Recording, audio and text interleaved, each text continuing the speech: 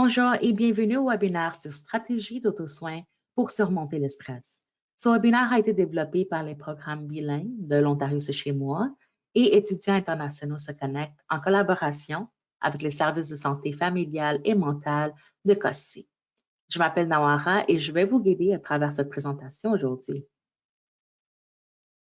Nous allons couvrir les sujets suivants. Donc, nous allons commencer par comprendre le stress. Nous allons voir quels sont les symptômes du stress. Nous allons ensuite voir comment gérer le stress et comprendre la détresse. Et finalement, nous allons terminer la présentation avec des ressources. Donc, commençons avec comprendre le stress. Donc, qu'est-ce que le stress? Le stress est la réponse de notre corps à la pression. Il est souvent déclenché lorsque nous vivons quelque chose de nouveau, d'inattendu ou qui menace notre estime de soi, ou lorsque nous sentons que nous avons peu de contrôle sur une situation. Certaines personnes sont mieux à gérer le stress que d'autres et tout le stress n'est pas mauvais. À petite dose, le stress peut aider à aiguiser nos sens et à donner des bouffées d'énergie pendant que le corps libère du cortisol et de l'adrénaline. Donc, quels sont les symptômes du stress? Il y a des symptômes qui sont physiques, des symptômes émotionnels, symptômes cognitifs et des symptômes comportementaux. Donc, nous allons revoir chacun de ces symptômes. Commençons avec les symptômes physiques. Donc, un des symptômes physiques, c'est que vous pouvez avoir peu d'énergie, donc vous pouvez sentir la fatigue, des maux de tête, des maux d'estomac, y compris diarrhée, constipation et la nausée. Vous pouvez avoir des douleurs et muscles qui sont tendus.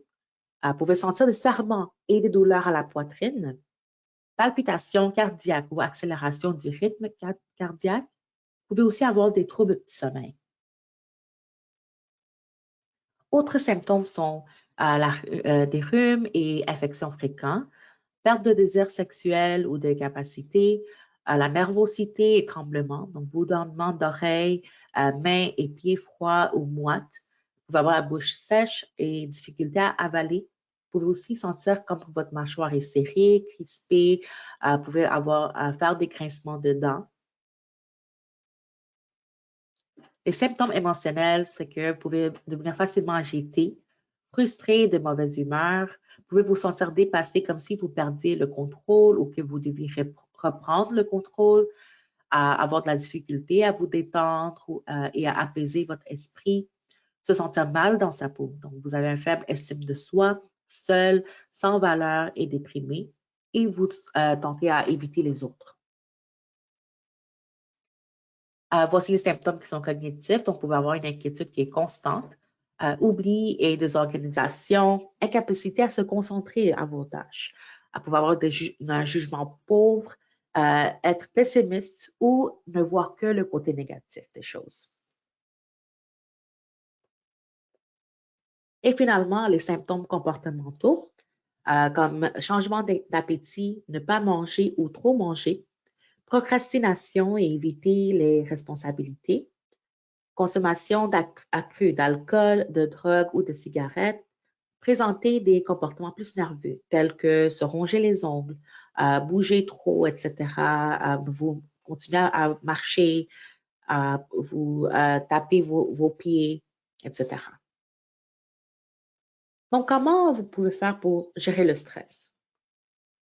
Donc, il est nécessaire de prendre soin de vous-même. Donc, les soins de soi comprennent toutes les actions intentionnelles que vous entreprenez pour prendre soin de votre santé physique, mentale, spirituelle et émotionnelle. Les stratégies d'auto-soin sont propres à chaque individu. Engagez-vous dans des pratiques et des activités que vous aimez. Les activités de soins personnels peuvent contribuer à plus d'énergie, à réduire les niveaux de stress et à votre bien-être général. Traitez les rendez-vous d'auto-soin aussi sérieusement que les rendez-vous au travail ou à l'école. Donc, essayez d'avoir un calendrier et mettez des rendez-vous d'auto-soin où vous complétez des activités d'auto-soin pour vous-même et essayez de les prendre aussi sérieusement que les tâches de travail, les tâches d'école que vous devez compléter. Donc, prenez du temps dans votre journée pour faire des activités d'auto-soin. Donc, dormez au moins 8 heures. Quelques conseils pour vous aider à vous dormir. Donc, gardez un horaire de veille, un horaire de sommeil qui est régulier. Donc, essayez de dormir aux mêmes heures à chaque journée, de vous réveiller aux mêmes heures à chaque journée. Ne buvez pas trop de caféine. 4 à 6 heures avant de vous coucher. Minimisez la consommation totale de toute façon pendant la journée. Ça va vous aider à mieux dormir. Évitez la consommation d'alcool et les repas copieux avant de dormir. Donc, essayez de manger quelques heures avant de vous dormir. Ça va vous aider à mieux vous relaxer. Minimisez aussi le bruit, la lumière, les températures chaudes ou froides excessives là où vous dormez. Donc, essayez de garder votre chambre dans une bonne température, la lumière fermée. Essayez de ne pas avoir de bruit, donc pas de télé ou quelque chose ou votre téléphone ouvert pendant que vous essayez de dormir.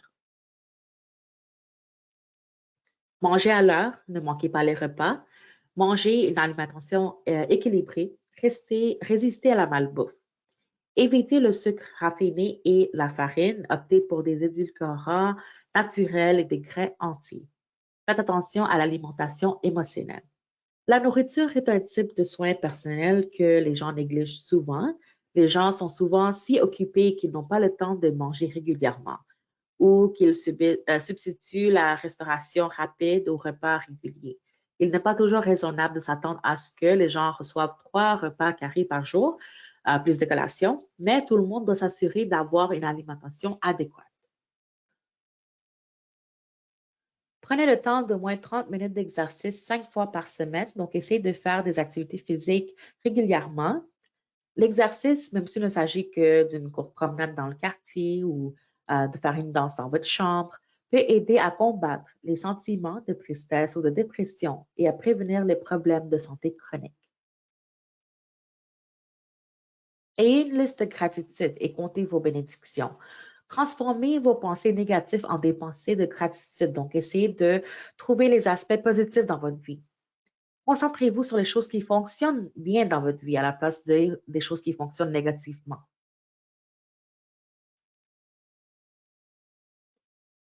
Donc, comme Karl Marx a dit, entourez-vous de personnes qui vous rendent heureux, des gens qui vous font rire, qui vous aident quand vous êtes dans le besoin, des gens qui se soucient vraiment. La distanciation sociale peut exacerber les sentiments de la solitude, d'isolement. Donc, utilisez la technologie pour communiquer avec les autres, avec vos amis, avec votre famille, etc. Et trouvez du temps pour les choses que vous aimez vraiment. Donc, essayez de faire des activités que vous aimez bien, comme votre passe-temps favori. Gardez du temps dans votre journée pour faire des choses que vous aimez. Comprendre la détresse. Le stress se transforme en détresse. Donc, le stress chronique et continu peut causer ou exacerber de nombreux problèmes de santé graves, notamment comme des problèmes de santé mentale tels que la dépression, l'anxiété et les troubles de la personnalité, comme des maladies cardiovasculaires, y compris les maladies cardiaques, l'hypertension artérielle, les crises cardiaques et les accidents vasculaires cérébraux. Il peut aussi avoir l'obésité et autres troubles de l'alimentation. Vous pouvez aussi avoir des problèmes menstruels, dysfonction sexuelle, problèmes de peau et de cheveux tels que l'acné, la psoriasis et l'eczéma et perte de cheveux permanente. Il peut aussi avoir des problèmes gastro-intestinaux tels que le RGO, la gastrite, la colite ulcéreuse et le côlon irritable. Donc, quand devez-vous demander de l'aide? Lorsque vous remarquez que votre rendement au travail ou à l'école en souffre, lorsque vous consommez de l'alcool, des drogues ou du tabac pour gérer votre stress, vos habitudes alimentaires ou de sommeil changent de manière significative. Vous vous comportez d'une manière qui est dangereuse pour vous-même, y compris l'automutilation. Vous avez des peurs irrationnelles et de l'anxiété. Vous avez du mal à assumer vos responsabilités quotidiennes. Vous vous retirez de vos amis et de votre famille. Vous pensez au suicide ou à blesser d'autres personnes. Donc, lorsque vous remarquez que vous expériencez une de ces... voici quelques ressources que nous aimerions partager avec vous. Donc, en premier, il y a Allo J'écoute. Allo J'écoute fournit des services de soutien confidentiels aux étudiants de niveau postsecondaire en Ontario et en Nouvelle-Écosse. Il y a aussi Black Youth Helpline qui sert tous les jeunes et répond spécifiquement aux besoins d'un service spécifique aux jeunes noirs positionnés dotés de ressources pour promouvoir l'accès à un soutien professionnel et culturellement approprié pour les jeunes les familles et les écoles. Leurs services sont aussi offerts en français. Il y a aussi Nasiha Muslim Youth Helpline, qui est une ligne d'assistance confidentielle permettant aux jeunes musulmans de recevoir une assistance immédiate, anonyme et confidentielle par téléphone de midi à 21h, 7 jours sur 7, et aussi par texte du lundi au vendredi. Parlons maintenant brièvement du programme L'Ontario, c'est chez moi. Donc, L'Ontario, c'est chez moi ou Orientation to Ontario, OTO, est un programme qui est bilingue, financé par Immigration, Réfugiés et Citoyenneté Canada, IRCC, et le gouvernement de l'Ontario. Ce programme a été conçu pour accélérer et faciliter l'établissement des nouveaux arrivants en Ontario et de les aider à faire des choix plus éclairés. Donc, vous pouvez nous contacter par courriel ou par téléphone ou sinon visiter notre site web pour avoir accès aux ressources qui sont disponibles en ligne, comme d'autres webinaires comme celui-ci. Nous avons aussi le programme Étudiants internationaux se connectent ou International Student Connect, ISC, qui offre de l'information et de l'orientation sur l'établissement aux étudiants internationaux qui poursuivent des études postsecondaires en Ontario. Le ministère de l'Enfance et des Services sociaux et communautaires de l'Ontario finance le programme Étudiants internationaux se connectent pour offrir un soutien aux étudiants internationaux et à leurs familles. Vous pouvez nous contacter par courriel ou par téléphone ou sinon visiter le site web pour avoir accès aux ressources qui sont disponibles en ligne. Crossley Immigrant Services est une agence multiculturelle communautaire avec 18 emplacements à Toronto, la région des Peel et la région de York. Crossley fournit des services dans plus de 60 langues. L'année dernière, plus de 40 000 personnes, nouveaux arrivants et réfugiés, ont reçu de l'aide dans la région du Grand Toronto. Crossley Immigrant Services gère les programmes de l'Ontario, c'est chez moi, et Étudiants internationaux se connectent. Vous pouvez aussi visiter le site web de Crossley pour voir les services qui sont offerts. Nous sommes reconnaissants des services de santé familiale et mentale de Crossley qui nous ont aidés à développer ce webinaire et d'autres webinaires sur la santé mentale. Merci beaucoup d'avoir assisté à ce webinaire aujourd'hui et bonne journée.